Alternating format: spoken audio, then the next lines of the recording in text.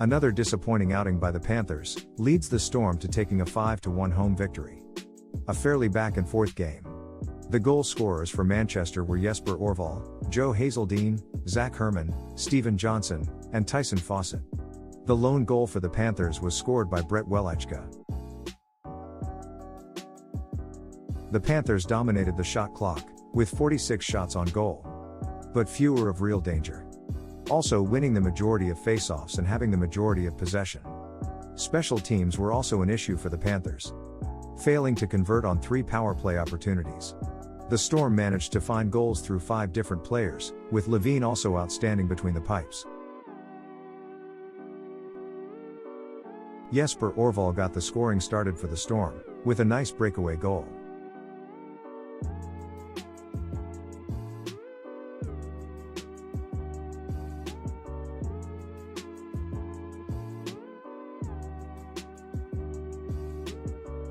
That was followed by a snipe from British D-man, Joe Hazeldine, jumping up on the play before shooting top corner.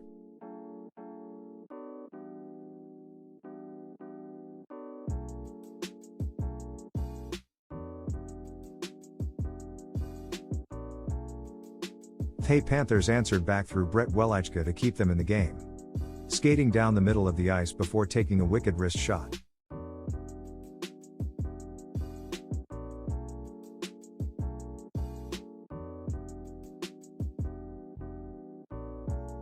Further Storm goals came through Hermann and Johnson, before fan favorite Fawcett put home the empty net goal.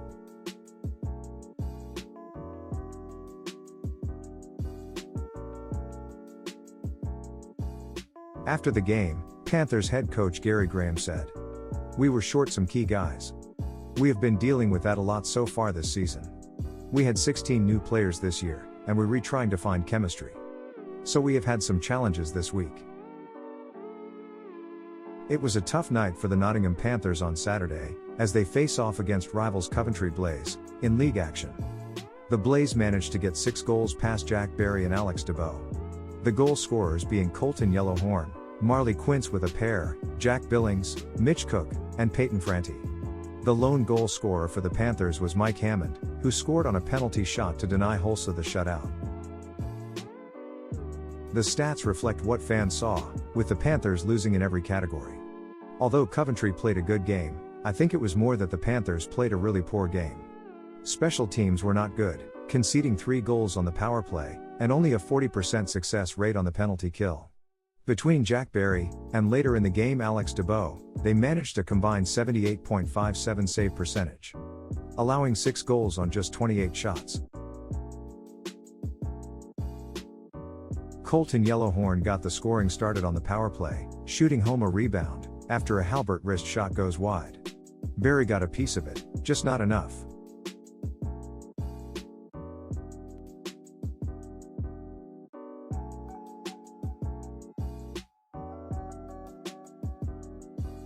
Off the face-off, Coventry makes it 2, with Marley Quince getting the rebound. This is one Jack Barry would really like back, pushing to his right for a pad save, but giving up a perfect rebound and leaving the net completely open. The Blaze push on, and quickly make it 3, this time Jack Billings getting the rebound. Again Barry with the big rebound, but also a complete miscommunication from the defense.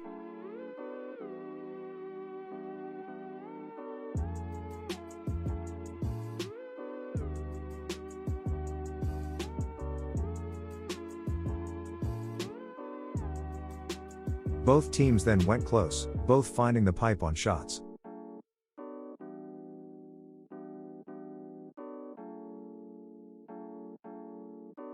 It wasn't long before Gagnon let his bench know what he thought of their play.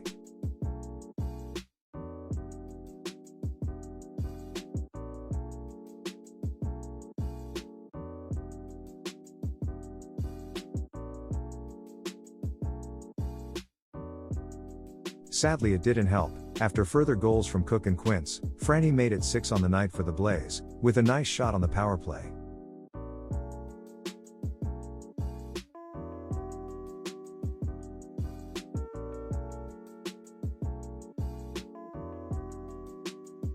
Finally on a penalty shot late in the game, Mike Hammond ruins the shutout for Paavo Holsa, with a nice move, and great patience before roofing it.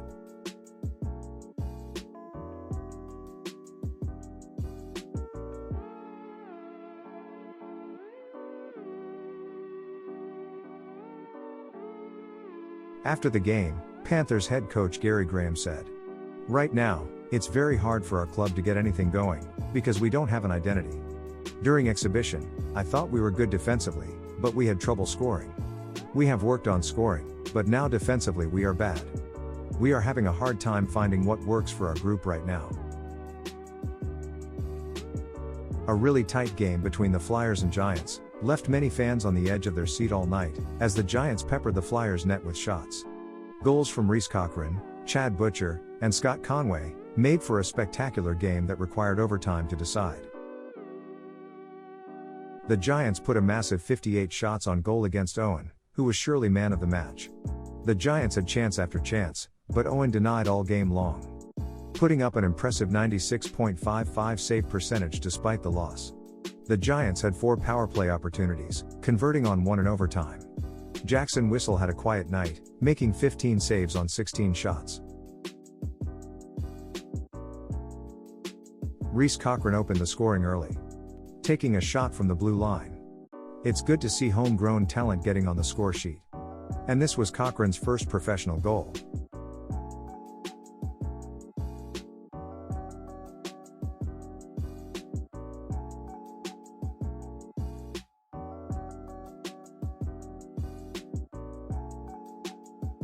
It took a long time for the Giants to respond, but they did so through Chad Butcher, with a nice cross-seam pass.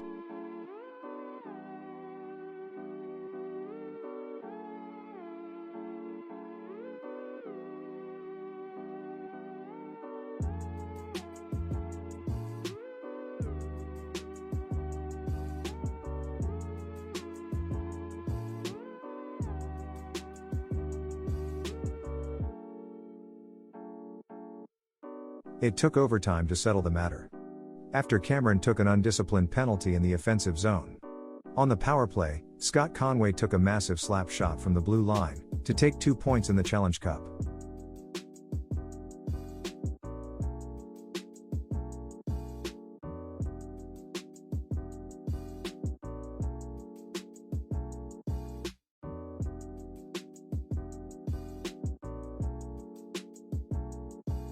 Following the game, Giants head coach Adam Keefe said, "I thought after the first period, we found our legs a bit more. In the second, we spent much more time in their zone, which is more what we want to look like. And we controlled the game better. But I didn't like our first period. They looked like the faster, more energetic team." Midlands rivals, the Sheffield Steelers faced off against the Manchester Storm. In a fairly one-sided affair, the Steelers closed out a crucial Challenge Cup game to take the 2 points. The closing scoreline of 5-2 in favor of the Steelers. The goal scorers were Matthew Peatgrave with 2 goals, Adam Roska, Scott Allen, and Daniel Ciampini. For the Storm, Jesper Ohrvall and Ryan Barrow. The Steelers dominated in almost every category, the shots on goal being 37-17 in favor of the men in orange. With a 60% power play, and 100% on the penalty kill, their special teams were outstanding. The Storm managed to convert 2 goals on just 17 shots, which is good, but the Storm would be hoping to produce more offense, and spend less time on the penalty kill.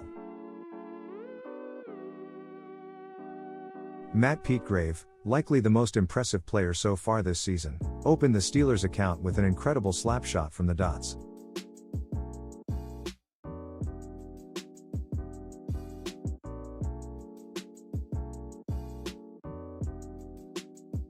The Storm responded through Ohrvall, who managed to find some space out in front of the net, eluding the defense for a well-placed shot.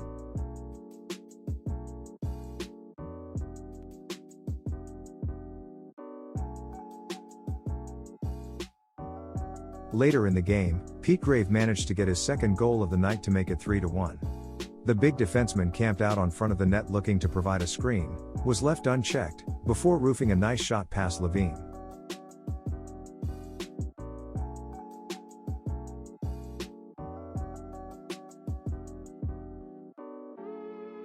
Finally, with the score at 5-1, with the game closing, the Storm managed to get a rush off the face-off. A nice pass sees Barrows get a clean shot at the net for a consolidation goal, to make it a final score of 5-2.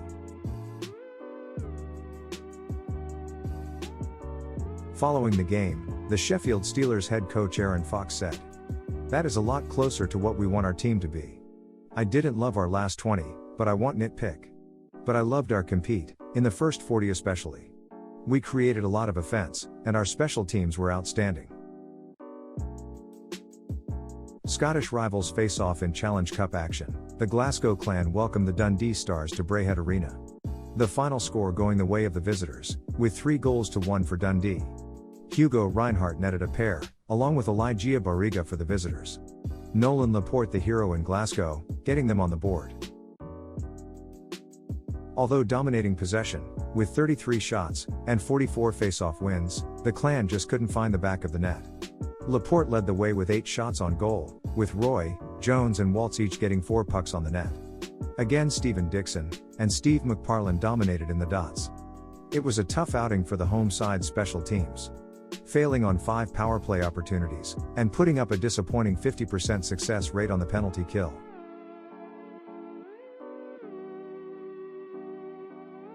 After a scramble play, the Stars collect the puck before dishing the puck to Reinhardt, who shot through traffic to beat Driscoll blocker side. Nothing Driscoll could do on the play, no way he could see the puck through all those bodies.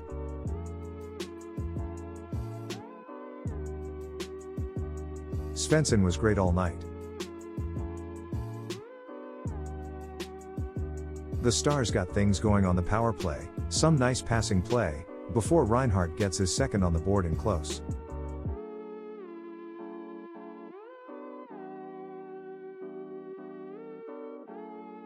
The Stars continue their power play showing in the third period. A nice give and go for Barriga creates some space to walk in and shoot.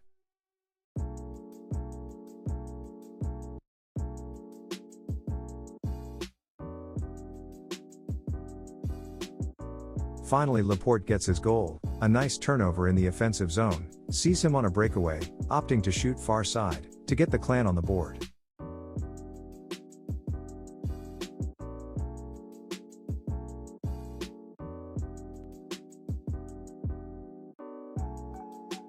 After the game, Glasgow clan head coach said, "That was really frustrating. It's not like we didn't try, or play a great game. We generated scoring chances, and held them to 26 shots, despite 5 power plays, including a 5-minute one. But instead of finding ways to win, we are finding ways to lose."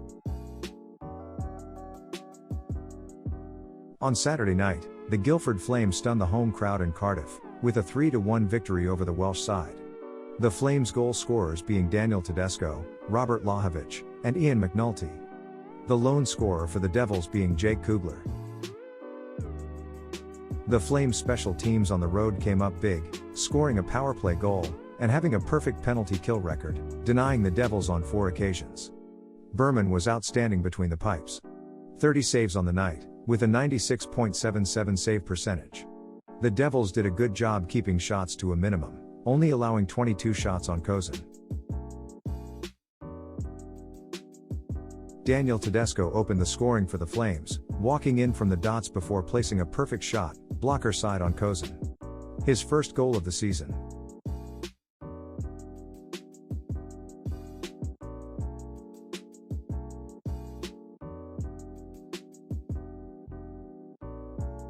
The Flames extended their lead to 2, Robert Lahovich the goal scorer, with a nice deflection.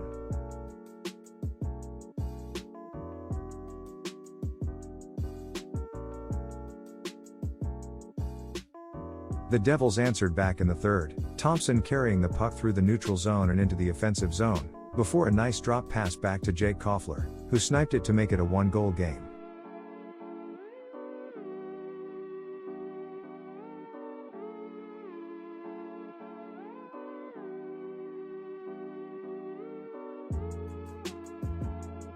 It didn't take long for the Flames to respond.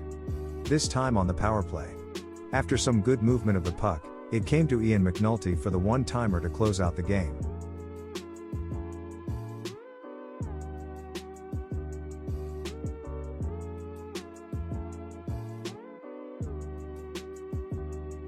After the game, Cardiff Devils head coach, Brodie Dupont said, "At the end of the day, we just need to get more of that killer instinct, especially with our shot mentality. And we need to just put more pucks on net. But it is all part of a season, and we just came up short tonight." Sunday saw league action between the Dundee Stars and the Sheffield Steelers. After a back-and-forth first period, with the scoreline still at 0, the Stars let it get away from them in periods 2 and 3. The goal scorers for Sheffield being Daniel Ciampini, Martin Little, Brett Newman with a pair, Thomas Pitoul, Scott Allen, and Sebastian Pichet. The lone goal scorer for Dundee coming through Roman Semjonovs. The Steelers dominated particularly through periods 2 and 3. With 36 shots put on Svensson, converting on the power play, and denying the Stars on the penalty kill. Matt Greenfield had an excellent game, only allowing 1 goal on 21 shots, with a final save percentage of 95.24. The Steelers were also excellent in the dot with 38 face-off wins, 9 of which came from Brandon Whistle, who had a good game. Daniel Ciampini opened the scoring in the second period, with what looked to be a harmless zone entry, before throwing a dart on net, which found its way through. The D perhaps too keen to back up.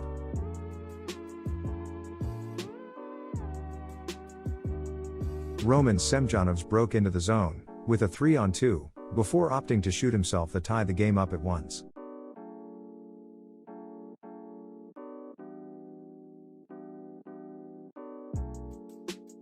Off the face-off, Fabrizio Ricci makes a poor play, opting to go up the ice, leaving Little free to walk in and chip it over the glove hand.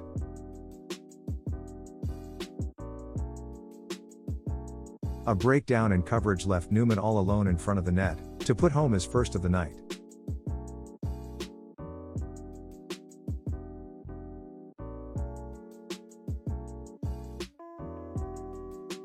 Further goals came from Newman, Pitoul, and Allen, before Sebastian Pichet took a slap shot from the blue line to seal the game at 7-1.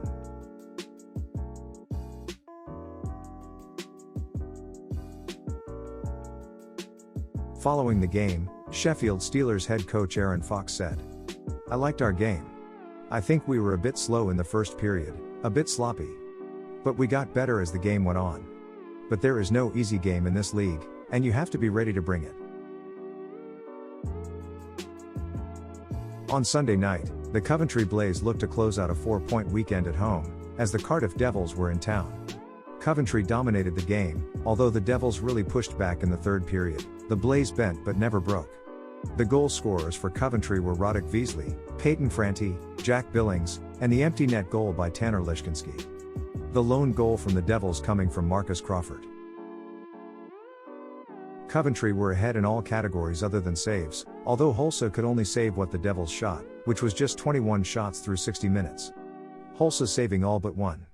Coventry scored on 1 power play, out of 5 opportunities, whilst holding a 100% record on the penalty kill, stopping the Devils on both occasions. Both goalies had good games in my opinion, and both made some highlight saves. Although Bone's stats don't look great, I don't think you can blame him at all for any of those goals, other than perhaps the second goal by Franti, but even then I don't think he had a bad game at all. Evils opened the scoring early, with a long time spent in the offensive zone cycling the puck. It eventually came to Crawford, who threw it on net. The Devils doing a really good job of screening Hulse on this one.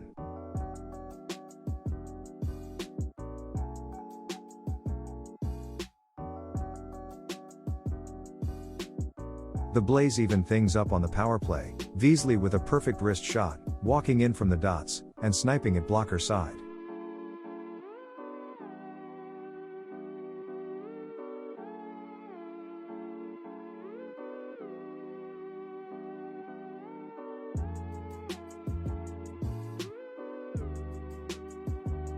A poor turnover from the Devils meant that Franti got the breakaway chance, this time opting for the glove side. From almost the same spot as Veasley previously.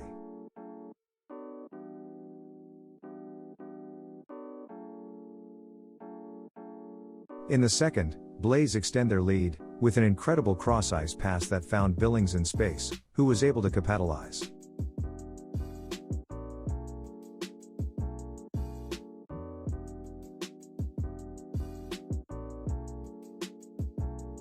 Devils pushed back in the third, but Lishkinski got the empty netter.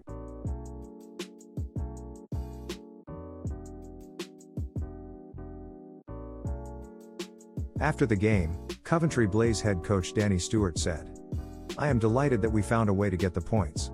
We have had a great start in the league, and we wanted to have the same approach to the cup. Credit to the guys, they went out there, and the first 2 periods played some great hockey, and they held on in the third." The Guilford Flames face off against the Glasgow Clan in league action on Sunday.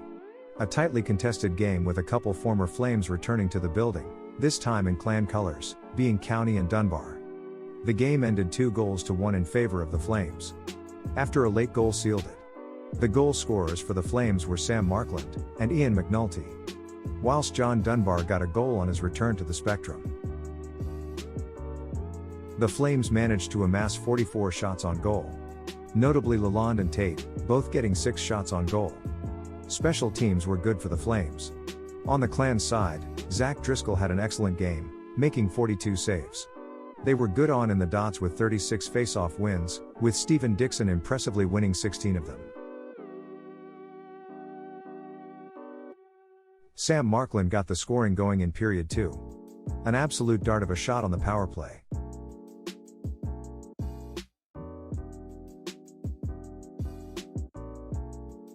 John Dunbar answered back in the third, a nice solo effort, picking up his own rebound.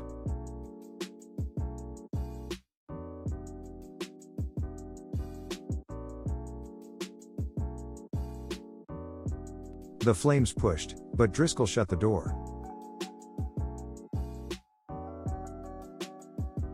With time winding down, overtime looked inevitable, but Ian McNulty got his own rebound 5-hole to take the 2 points.